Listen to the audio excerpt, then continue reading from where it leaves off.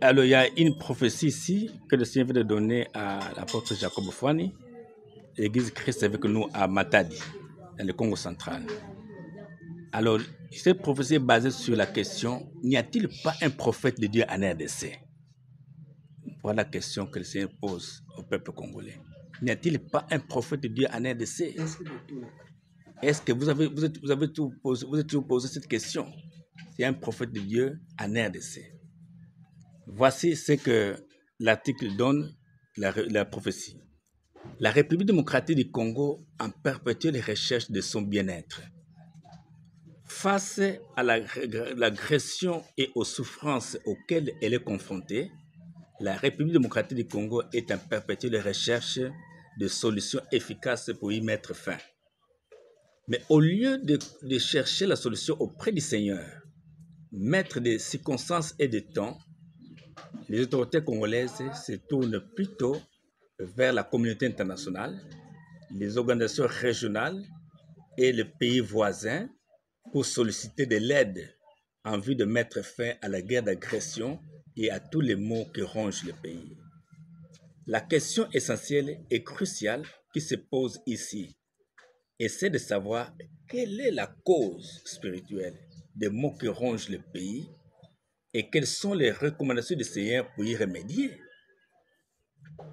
Aux questions spirituelles, de solutions spirituelles. Pour cela, seul un prophète de Dieu pourra y répondre. Il est donc important que les autorités congolaises se lancent maintenant à la recherche du prophète de Dieu à qui l'Éternel Dieu a confié cette charge. Passer outre les recommandations que Dieu donne par les canaux de ses prophètes, il n'y aura pas de solution pour le pays. C'est le cas par exemple du conflit israélo-palestinien et de la guerre en Syrie. Combien d'aides n'ont-ils pas demandé et reçues auprès de la communauté internationale et des partenaires extérieurs, mais qui demeurent sans effet à ce jour? Parce que ces guerres-là sont une manifestation de la colère de Dieu. Lire Amos 5, verset 4. Tant qu'ils ne reconnaîtront pas que le Seigneur est pas le Seigneur et qu'ils ne s'humilieront pas devant lui pour implorer sa miséricorde, et rien ne changera sur le terrain. L'autre question, comment découvrir le prophète à qui a la solution du pays? Comment découvrir le prophète qui a la solution du pays? Alors, pour le découvrir, les autorités congolaises doivent éviter de se fier aux apparences et à la célébrité des prophètes qui pullulent le pays. Parce que la plupart d'entre eux sont aujourd'hui rejetés par l'Éternel, comme Saoul, l'ancien roi d'Israël, que David remplaça. Alors, lire 1 Samuel 15, verset 4. Pour cela, il faut qu'elles consultent Dieu, des autorités congolaises consultent Dieu, et qu'il leur révélera le nom du prophète qu'il s'est choisi et à qui il a confié le fardeau du pays. Seules les recommandations de ces derniers, de ces prophètes de Dieu, pourront nous aider à sortir de cette crise. À plus d'une fois, les chrétiens se mobilisent au stade des martyrs en vue de prier Dieu pour la délivrance du pays, mais sans suite favorable à ces jours. Au contraire, la situation souterraine ne fait qu'aller de mal en pire. Maintenant, il est recommandé de changer de donne. C'est d'aller maintenant se réunir au stade des martyrs pour consulter Dieu sur la cause du problème de la RDC et sur le prophète à qui le Seigneur a confié la charge du pays et sur l'orientation à suivre pour la sortie définitive de la crise. Sophonie 1, verset 6. Les Congolais ne sont pas les premiers à vivre une telle situation. Les Israélites dans la Bible l'ont aussi vécu.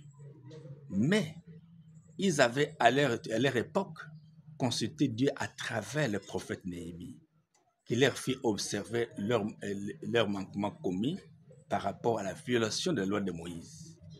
Revenus à la raison, ils ont gêné pour implorer la miséricorde de Dieu et la situation du peuple israélite avait finalement changé. Lire Néhémie 8, verset 8 à 9, Néhémie 9, verset 1 à 5. L'autre question qui se pose, quelles sont les conséquences de consulter Baal-Zéboub? La réponse, la plupart des autorités congolaises, lorsqu'ils accèdent au pouvoir, cherchent les moyens d'y demeurer et de se faire accepter par la population. Pour ce faire, ils se donnent à des pratiques qui n'honorent pas Dieu, en allant consulter des prophètes de Baal qui sont dans les pays et ceux qui sont dans les pays étrangers, négligeant ainsi les prophètes que Dieu a établis pour le pays. Cela les amène à conclure des pactes mystiques avec des démons,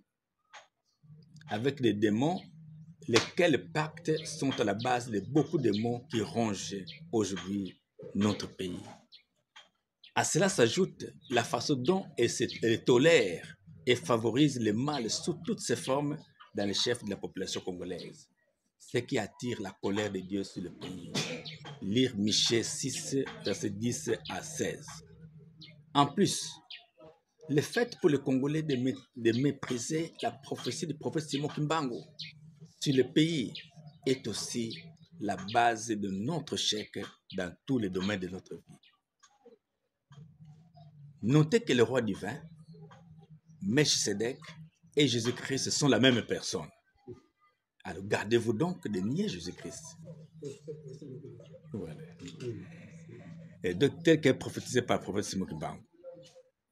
Étant donné que la solution aux difficultés de la RDC se trouve entre les mains du Tout-Puissant, il est impérieux que les autorités congolaises découvrent et suivent les recommandations de Dieu à travers son prophète. Et puisqu'il n'y aura pas de solution en dehors de Dieu.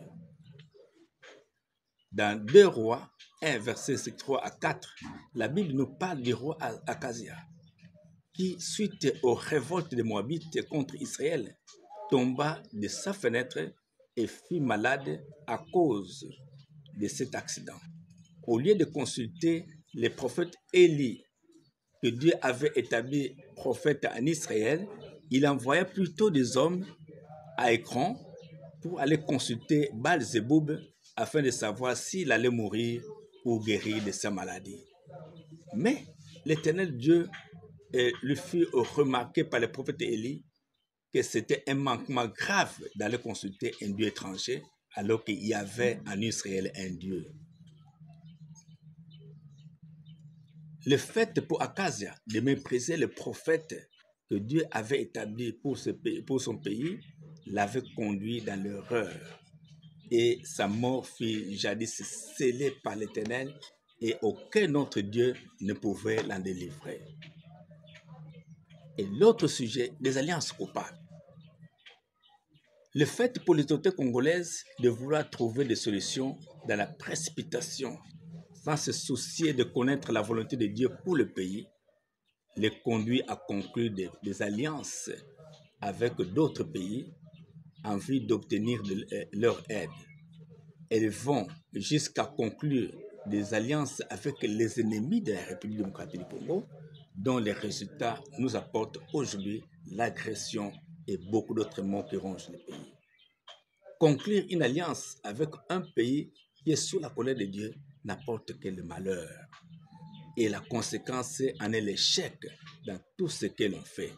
Lire 2 Chroniques 19, versets 1 à 2, 2 Chroniques 16, versets 7 à 10. Il est conseillé aux autorités congolaises de toujours consulter Dieu à travers son prophète qui est présent en RDC, qui est en train de parler de la part de Dieu avant de conclure toute alliance, puisque les alliances conclues en dehors de sa volonté, de la volonté de Dieu, ont toujours été nuisibles. Il y a déjà des exemples frappants de certaines alliances qui ont été conclues pour le bonheur du peuple congolais, mais qui aujourd'hui sont à la base de la création de notre pays. Puisque ces alliances ont été conclues en dehors de la volonté de Dieu, qui est le souverain du Congo. Certaines autorités congolaises se justifieront en disant qu'ils avaient consulté un prophète et qu'il les aurait guidés dans ce qu'ils ont fait. Mais il est important de tomber sur le prophète que Dieu a établi pour le pays. parce qu'il y a aussi des prophètes rejetés par l'Éternel qui servent maintenant de Baal. Et ils prédisent les choses qui viennent de leurs propres pensées et celles qui viennent des démons. Aucune solution ne pourra venir de tels prophètes. Seul le prophète de Dieu détient la solution aux maux de la République démocratique du Congo. Il est donc plus important et plus qu'important de le découvrir pour que le pays puisse se développer et aller de l'avant. Au regard de tous les témoignages qui passent dans les réseaux sociaux, l'on ne cesse de soutenir que l'Éternel Dieu vient de rétablir son siège en République démocratique du Congo. Une question mérite d'être posée par nous. Peut-on admettre que là où siège Dieu, il n'y ait pas de prophète comme interlocuteur valable? N'ayez pas à l'esprit l'idée que Dieu est une personne qui mange et qui boit. Sachez néanmoins qu'il est parmi nous, mais en esprit. Comme il était à Moïse et avait un esprit et avait cheminé en esprit avec lui dans le désert à la sortie d'Égypte des Israélites, c'est de la même façon qu'il est avec nous en République démocratique du Congo en esprit et avec son prophète comme interlocuteur valable. Mais les jours que vous découvrez ce prophète, vous serez beaucoup édifiés sur beaucoup d'événements qui se produisent dans notre pays comme dans le reste du monde. Nous ne disons pas qu'en RDC, il n'y a pas de prophètes. Ils existent. Mais ici, nous voulons parler de prophètes majeurs qui ne sont pas nombreux. Et il arrive souvent d'avoir pour un pays un seul prophète majeur. Lire Ézéchiel 13, versets 3 à 9. À part les passages d'Ézéchiel 13, versets 3 à 9, il y a aussi le passage de 1 Roi, chapitre 22, verset 6e au 20e verset, qui distingue de deux catégories de prophètes. Il y a les 400 prophètes qui sont des prophètes mineurs et le prophète Michée qui constitue le prophète majeur. Le premier était habité par l'esprit de mensonge pour induire le roi Akazia en erreur pour qu'il aille mourir. Mais le prophète Michée, qui venait de la part de l'Éternel Dieu, qui était un prophète majeur, venait pour sauver le roi en lui dévoilant un message de la part de l'Éternel Dieu. Mais dommage, ce dernier était méprisé par le roi et qui finalement est allé mourir. Le propos tenu par la plupart des serviteurs de Dieu, selon lesquels tout va bien ou tout va bien marcher dans notre pays, l'Éternel Dieu n'aime pas ce genre de discours. Lui-même, lui aime plutôt qu'on le consulte sur la cause de tout problème, car rien n'arrive à l'homme qui ne soit venu de Dieu. Une fois la cause du problème identifiée,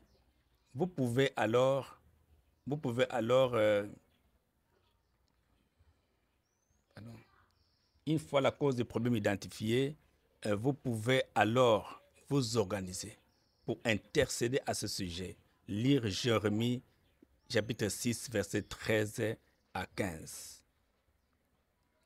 Voilà, c'était le message venu de Dieu à travers l'apôtre Jacob Fouani sur la question des prophètes. Y a-t-il pas un prophète de Dieu en RDC?